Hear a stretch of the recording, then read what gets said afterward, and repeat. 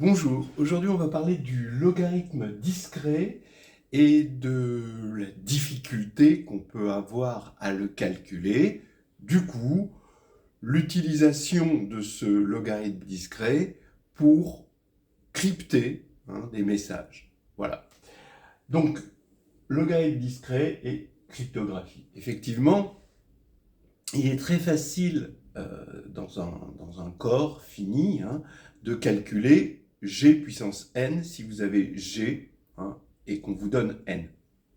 Inversement, eh bien, calculer le logarithme de base g, on va dire, c'est-à-dire calculer, on vous donne g puissance n et il faut retrouver n à partir de g, ça c'est quelque chose de difficile, c'est ce qu'on va voir, et on va voir comment déjà on en fait un protocole. Effectivement, quand on regarde la facilité qu'on peut avoir à calculer g puissance n quand on vous donne g et n, et la difficulté qu'on peut avoir à calculer n quand on vous donne g puissance n et g, eh bien, on se dit que c'est parfait pour créer des clés, c'est-à-dire quelque chose facile à crypter, mais difficile à décrypter. Bien, alors on va voir comment El Gamal en a fait un protocole, je le trouve intéressant.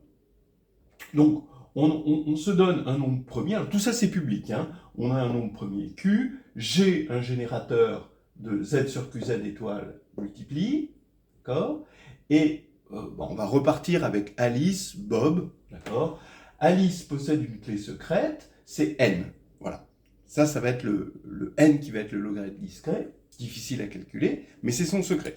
Et elle donne sa clé publique, X, c'est G puissance N. Donc G, je vous rappelle, c'est un générateur qui a été fixé, Q et G sont fixés.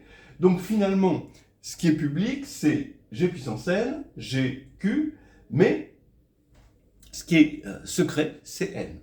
Maintenant, Bob veut envoyer un message M, il va choisir un Z, selon le protocole de El Gamal, et il va envoyer à Alice G puissance Z, donc c'est un couple d'éléments du corps, G puissance Z, et M fois G puissance N, le tout puissance Z. Bon, effectivement, comme lui, il connaît Z, il peut calculer G puissance Z, il a le message à envoyer, il peut calculer G puissance N, parce qu'il a G puissance N, c'est-à-dire X, et il peut le mettre à la puissance Z. Ça, voilà. Donc finalement, ce que Alice va recevoir, c'est ce message Y1, Y2. Voilà. Et Alice, maintenant, comment elle va récupérer le message M de départ de Bob? Eh bien, elle va calculer M égale à Y2 fois Y1 puissance moins N. Effectivement, vous vérifiez que quand vous allez faire Y1 puissance moins N, eh bien ça va faire G puissance moins N Z, et là ça fait G puissance NZ, et quand vous multipliez, vous obtenez M, le message. Voilà. Évidemment, le coyote, maintenant, c'est là qu'il rentre en scène. Comment il va pouvoir décrypter? Et évidemment, c'est toujours la meilleure partie. C'est comme dans les films où finalement les meilleurs personnages, c'est les vilains. La meilleure partie en maths, en cryptanalyse, évidemment, c'est le moment où le coyote rentre en scène. Et là, le coyote, il veut trouver N, d'accord, pour pouvoir décrypter le message que Bob a envoyé à Alice. Et N, finalement, puisque G puissance N égale X, ça veut dire que N, c'est le log de base G de X, ce qu'on appelle le logarithme discret. Alors, je vais vous montrer comment il peut s'y prendre. Ce que je vais vous montrer, c'est l'algorithme de Hillman. Alors, ce qui est assez marrant, c'est quand même de voir que Hillman crée des algorithmes pour casser les codes, mais il crée aussi des protocoles. D'accord? Il y a le protocole de Hillman avec d'autres mathématiciens. Mais donc, on voit que quand même c'est un monde assez amusant, parce que c'est un petit peu comme si les frères Dalton de Lucky Luke, ils se mettaient à fabriquer des coffres-forts, vous voyez. Bon, ça donne une idée de ce monde-là. Bon, ok. Alors pour cet algorithme de Hillman, on va donner un exemple. Alors, c'est sur un exemple vraiment extrêmement simple pour voir exactement quel est l'algorithme et pouvoir le généraliser. Donc je tiens cet exemple d'un cours de mon collègue Alain Krauss de Paris 6. Regardez comment on va faire. On prend Q égale 53, donc Q est premier effectivement. Voilà, donc ça va être donné à tout le monde. Et on calcule 53 moins 1, ça fait 52, ça fait 4 fois 13. L'exemple est sympathique parce que, bon, sans aller dans les détails, on a ici un nombre premier impair un peu fort, un peu chargé, et ici une puissance de 2, mais pas juste 2. On a 4. Voilà. Donc, c'est l'exemple minimal où on va pouvoir voir un peu toutes les difficultés, tout en le faisant de tête. On peut pratiquement tout faire de tête, sauf 2-3 trucs, vous allez voir. J'affirme que 2 engendre Z sur 53Z étoiles. Alors, comment on fait pour montrer qu'on a un générateur, hein, d'accord? Ici, ça veut dire que vous avez un truc d'ordre 52, parce que, sachant que Z sur QZ étoile est cyclique, d'accord, il va avoir deux sous-groupes maximaux, un d'indice, on va dire 2, et l'autre d'indice 13, d'accord, voilà, parce qu'il est cyclique et que les diviseurs premiers de son ordre, c'est 2 et 13. Donc si on veut montrer que 2 est générateur, d'accord, il faut montrer qu'il n'appartient pas à un de ces deux sous-groupes maximaux. Voilà, puisqu'il a deux sous-groupes maximaux, hein, pour montrer que c'est pas là-dedans. Et donc, il faut calculer finalement 2 puissance 26 et 2 puissance 4 et montrer que c'est différent de 1, hein, modulo 53. Alors, quand on va faire 2 puissance 26, on a de la chance, parce que c'est 2 puissance Q-1 sur 2, on reconnaît, quoi, certains reconnaîtront, le symbole de Legendre. Donc, il faut montrer que 2 puissance 53 moins 1 sur 2 est différent de 1. Et il faut montrer que 2 puissance 4 est aussi différent de 1. Mais ça, il n'y a pas de problème, parce que c'est 16, et 16 modulo 53, c'est différent de 1, c'est évident. Bien. Alors, pour 2 puissance 26, ça revient à dire, si vous connaissez le symbole de Legendre, est-ce que 2 est un carré ou pas?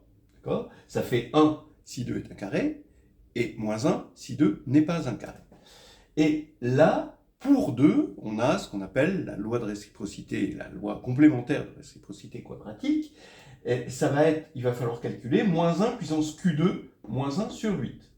Bon, comme Q, c'est 53, modulo 16, il faut voir si Q2 moins 1 est un multiple de 16, d'accord, ou n'est pas un multiple de 16. C'est un multiple de 8 de toute façon, mais est-ce que c'est un multiple de 16 ou pas? C'est ça qu'il faut savoir, d'après la loi complémentaire, hein, de la réciprocité quadratique.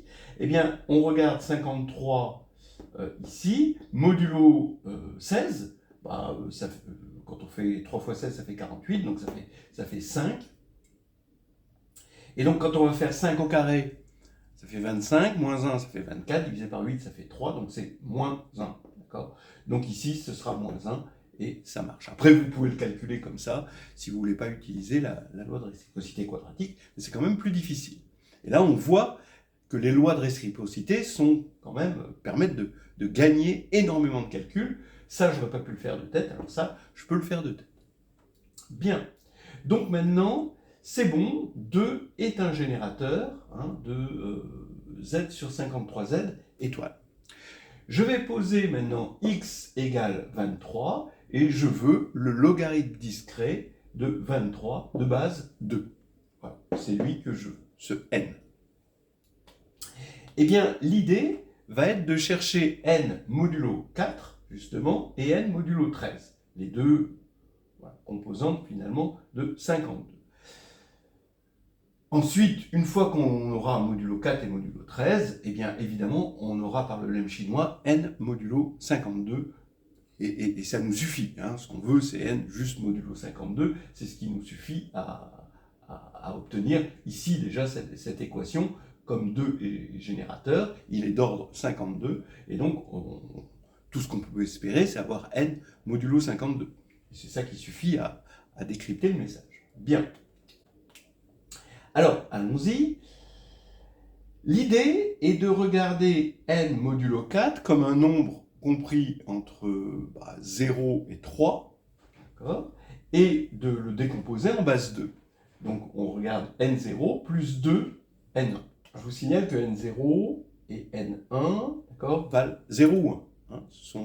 C'est la décomposition base 2 de n4 que j'ai pris entre 0 et 3. Bien.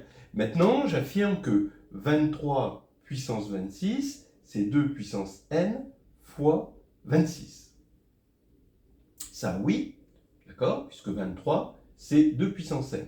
Maintenant, quand n, je vais l'écrire n0 plus 2n1 plus 4 fois k, ici, avec le 4, je vais obtenir un multiple de 52 par 26. Donc ça va disparaître parce que 2 puissance 52, ça fait 1, par Lagrange.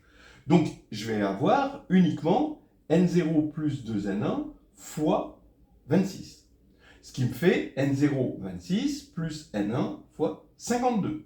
Mais 52, encore une fois par Lagrange, ça va faire 1. Donc il ne reste plus que 2 puissance n0 fois 26. Mais 2 puissance 26, on a dit tout à l'heure que ça faisait moins 1, donc ça fait moins 1 puissance n0. Bien. Donc, d'une part, j'ai 23 puissance 26 égale moins 1 puissance n0. Maintenant, il n'y a plus qu'à calculer 23 puissance 26. Mais on a remarqué que 23 puissance 26, c'était le symbole de Legendre de 23. On a de la chance. Donc, ici, je veux calculer 23 puissance 26. Ça veut dire que je regarde si 23 est un carré modulo 53. Je vais utiliser la loi de réciprocité quadratique. Comme 53 moins 1 est multiple de 4, ça veut dire que je regarde si 53 est un carré modulo 23. 53 modulo 23, ça fait 7, d'accord, 46 plus 7, ça fait 53. Donc je regarde 7 modulo 23. Comme 7 moins 1 n'est pas multiple de 4, 23 moins 1 n'est pas multiple de 4, eh bien, la loi de réciprocité quadratique, encore une fois, donne moins 1, 23 sur 7. Donc je veux savoir si 23 est un carré modulo 7. Mais 23, c'est 2 modulo 7. Et 2, c'est 9 modulo 7. 9 qui est un carré, c'est le carré de 3. Donc ici, il reste ce moins, donc ça fait moins 1. Très bien. Ce qui veut dire que moins 1, c'est égal à moins 1 puissance n0, quand on compare ce calcul et ce calcul-là. Donc maintenant, ça y est, on a n0 égale 1, et maintenant, on fait une récurrence et on va aller chercher n1.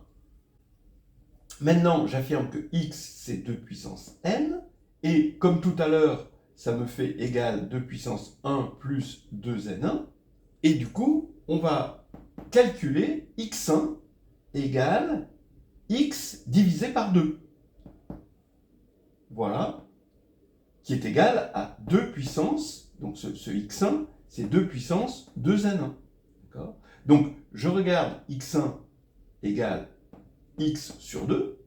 Alors, 2 puissance moins 1, on est modulo 53, donc 2 fois 27, ça fait 54, donc ça fait 1. Donc l'inverse de 2, c'est 27. Il faut faire 27 fois 23, et on trouve, avec notre petite calculette, 38. Bon, modulo 53. Bon, comme x1 est égal à 38, on va calculer 38 puissance 13. Bon, bah oui, c'est du boulot, voilà. Entre parenthèses, on a vu que tout à l'heure, pour calculer la puissance 26, c'était par la loi de réciprocité quadratique. On avait très très peu de calculs à faire grâce à cette loi. Vous voyez ici, la puissance 26.